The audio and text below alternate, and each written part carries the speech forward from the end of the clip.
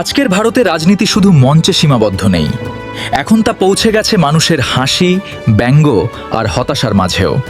আর সেই কারণেই সোশ্যাল মিডিয়ায় ঝড় তুলেছে এক অদ্ভুত নাম, ককরোচ জনতা পার্টি।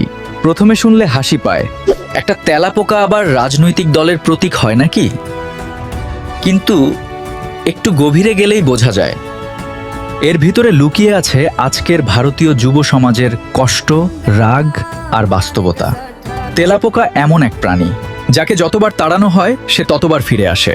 ঠিক তেমনি ভারতের সাধারণ মানুষও হাজার সমস্যার পরেও আবার নতুন করে বাঁচতে শেখে। বেকারত্ব, চাপ, রাজনীতির নাটক, জীবনের সংগ্রাম সবকিছুর মাঝেও তারা হাল ছাড়ে না।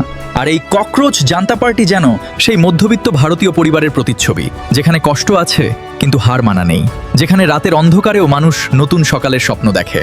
তাই আজ লাখ লাখ তরুণ এই ভাইরাল ট্রেন্ডে নিজেদের খুঁজে পাচ্ছে, কারণ তারা জানে যে টিকে থাকতে জানে শেষ পর্যন্ত জয় তারই হয়।